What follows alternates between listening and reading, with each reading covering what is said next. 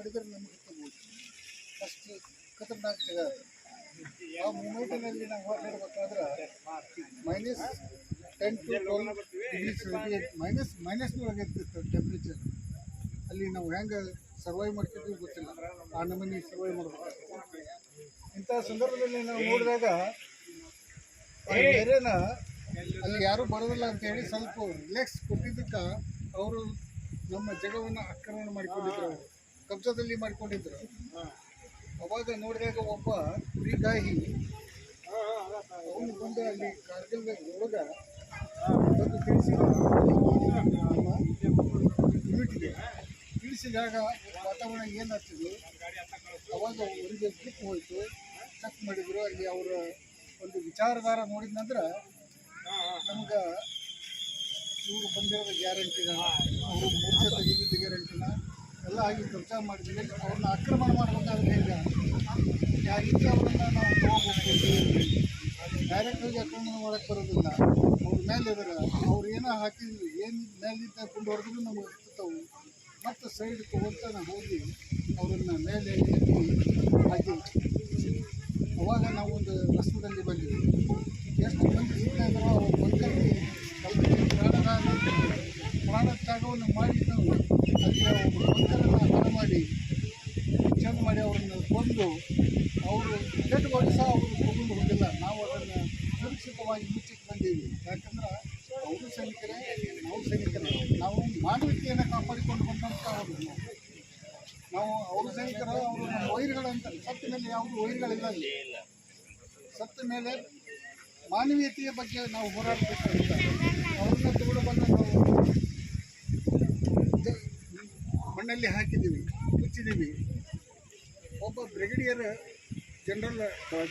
ಸತ್ತಂದ್ರೆ ಅವನ ಮಿಸ್ಸಸ್ ಬರೋವರೆಗೂ ನಾವಿಲ್ಲಿ ಅವರಿಗೆ ಬಂದರೆ ಅವ್ರು ಇಲ್ಲಿ ಹೊಡಿತಾರೆ ಇಲ್ಲೇ ಬರೋ ಅಂತ ಹೇಳಿ ತಿಳ್ಕೊಂಡಿದ್ದ ಹೆಣ್ಮಕ್ಳು ಬಂದರೆ ಅಷ್ಟು ರೆಸ್ಪೆಕ್ಟ್ ಕೊಟ್ಟು ನಾವೆಲ್ಲ ಅವ್ರಿಗೆ ಮನ್ನಣೆ ಕೊಟ್ಟು ನಮ್ಮ ಬಾಡಿ ಬೇಕಂದ್ರೆ ಅವಾಗ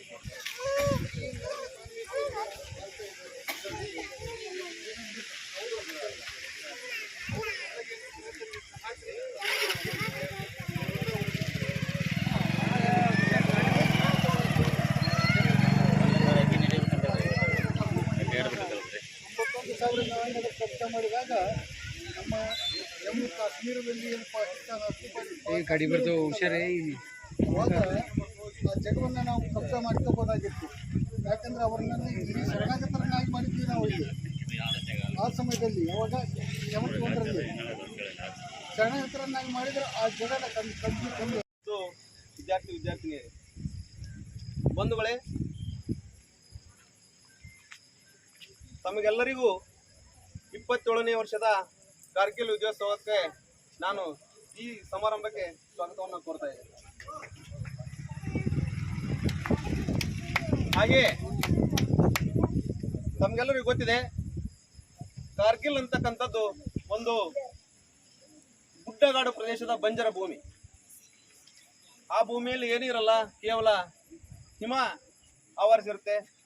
ಸುಮಾರು 16,000 ಅಡಿ ಎತ್ತರದ ಏನು ಪ್ರದೇಶ ಇದೆ ಅದನ್ನು ನಾವು ಕಾರ್ಗಿಲ್ ಅಂತ ಕರಿತಾ ಇದ್ದೀವಿ. ಈ ಕಾರ್ಗಿಲ್ ಯಾಕೆ ನಡೀತು, ಕಾರಣ ಏನು, ಹಾಗೂ ಅದರಿಂದ ಆದಂಥ ನಷ್ಟಗಳೇನು ಅಂತಕ್ಕಂಥದ್ದನ್ನು ಕೂಡ ನಾವಿಲ್ಲಿ ನೋಡಬೇಕಾಗುತ್ತೆ. ಕಾರ್ಗಿಲ್ ಅಂತಕ್ಕಂಥ ಪ್ರದೇಶ ಹಿಮಚ್ಛಾದಿತವಾದಂಥ ಪ್ರದೇಶ. ಅಲ್ಲಿ ಯಾವುದೇ ಥರದಂತಹ ಸಣ್ಣ ಕುರ್ಚಿಲು ಗಿಡ ಬಿಟ್ಟರೆ ಬೇರೆ ಏನೇ ಬೆಳೆಯಲ್ಲ. ಬರೀ ಕಲ್ಲು, ಗುಡ್ಡ, ಮಣ್ಣು ಇಷ್ಟೇ ಇರೋದಿರುತ್ತೆ. ಆ ಹಿಮ ಬೀಳುತ್ತೆ ಅನ್ನೋದಕ್ಕೆ ಎರಡೂ ದೇಶದ ಸರ್ಕಾರಗಳು ಒಪ್ಪಂದ ಮಾಡಿಕೊಂಡು ಚಳಿಗಾಲದಲ್ಲಿ ನಮ್ಮ ಸೇನೆಯನ್ನು ಹಿಂದಕ್ಕೆ ಕರ್ಕೊಳ್ಳೋಣ. ಯಾಕಂದ್ರೆ ಕೆಲವೊಂದು ಕ್ಲೈಮೆಟಿಕ್ ಕಂಡೀಷನ್ ಹೆಂಗಿರುತ್ತಂದ್ರೆ ಹಿಮ ಕರಗಿ ಕೆಳಗೆ ಬಿದ್ದಾಗ ಅಲ್ಲಿರ್ತಕ್ಕಂತಹ ಸೈನಿಕರಿಗೆ, ಅವರ ಬಿಡಾರಗಳಿಗೆ ತೊಂದರೆ ಆಗಂತಕ್ಕ ಅನಿಸುತ್ತೆ. ಹಂಗಾಗಿ ಕರ್ಸ್ಕೊಳ್ಳೋಣ ಅಂತ ಒಪ್ಪಂದ ಮಾಡ್ಕೊಂಡಿದ್ರು ಹಿಂದಕ್ಕೆ. ಆ ಒಪ್ಪಂದ ಪ್ರಕಾರ ಎಲ್ಲರೂ ಚಳಿಗಾಲ ಬಂದಾಗ ವಾಪಸ್ ತಮ್ಮ ಪ್ಲೇಸಿಗೆ ವಾಪಸ್ ಬಂದ ಹೊತ್ತಿನಲ್ಲಿ ಪಾಕಿಸ್ತಾನದ ಏನು ಭಯೋತ್ಪಾದಕರ ಗುಂಪು ಮತ್ತು ಪಾಕಿಸ್ತಾನದ ಸೇನೆಯ ಒಂದಿಷ್ಟು ಆರ್ಮಿ ಪರ್ಸನ್ ಅಲ್ಲಿ ಬಂದು ನಮ್ಮೇನು ಬಂಕರ್ಸ್ಗಳಿದ್ದು ನಮ್ಮ ಸೈನಿಕರು ಇರ್ತಕ್ಕಂಥ ಬಂಕರ್ಸ್ಗಳನ್ನ ಕ್ಯಾಪ್ಚರ್ ಮಾಡಿ ಇಟ್ಕೊಂಡ್ಬಿಟ್ರು.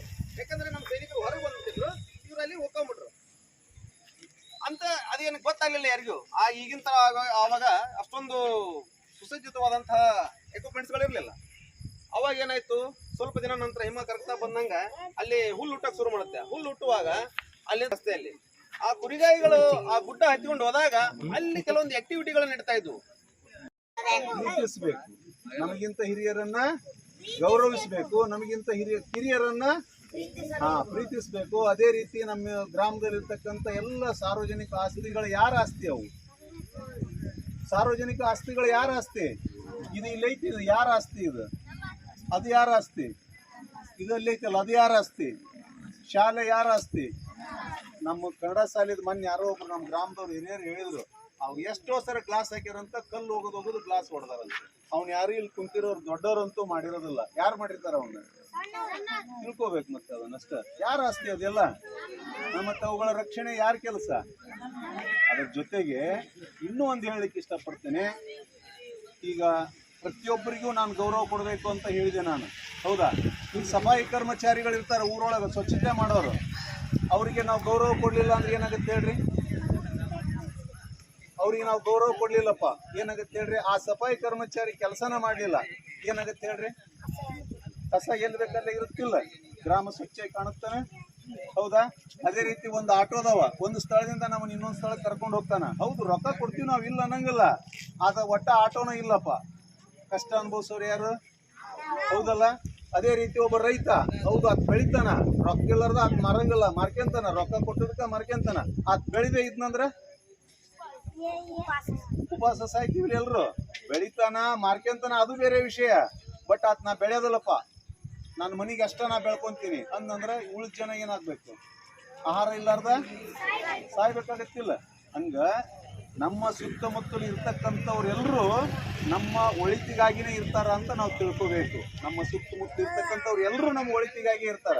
ಅವ್ರು ಯಾರು ನಮ್ಮ ವಿರೋಧಕ್ಕಾಗಿ, ನಮಗೆ ನೋವು ಕೊಡೋದಕ್ಕಾಗಿ, ಇನ್ನೊಂದಕ್ಕಾಗಿ ಇರೋದಿಲ್ಲ. ಅದಕ್ಕೋಸ್ಕರ ಅವರೆಲ್ಲರನ್ನ ನಾವೇನ್ ಮಾಡ್ಬೇಕು? ಗೌರವದಿಂದ ಕಾಣಬೇಕು. ಸಾರ್ವಜನಿಕ ಆಸ್ತಿಗಳನ್ನು ನಾವೇನ್ ಮಾಡ್ಬೇಕು? ರಕ್ಷಿಸಬೇಕು. ಅದು ಯಾರ ಕರ್ತವ್ಯ? ನಮ್ಮೆಲ್ಲರ ಕರ್ತವ್ಯ ಅಂತ ಹೇಳ್ತಾ, ಅದೇ ರೀತಿಯಾಗಿ ಇವತ್ತಿನ ದಿವಸ ನೋಡ್ರಿ, ಒಳ್ಳೆ ನೆನಪು ಮಾಡ್ಕೊಳ್ತಕ್ಕಂಥ ದಿವಸ ಇದು. ಇಂಥ ಒಂದು ಸಂದರ್ಭದಲ್ಲಿ ನನಗೆರಡು ಅನಿಸಿಕೆಗಳನ್ನು ವ್ಯಕ್ತಪಡಿಸಲಿಕ್ಕೆ ಅವಕಾಶ ಮಾಡಿಕೊಟ್ಟಿರ್ತಕ್ಕಂಥ, ಹಾಗೆ ಆಲಿಸಿರ್ತಕ್ಕಂಥ ತಮ್ಮೆಲ್ಲರಿಗೂ ವಂದಿಸಿ ನಾನು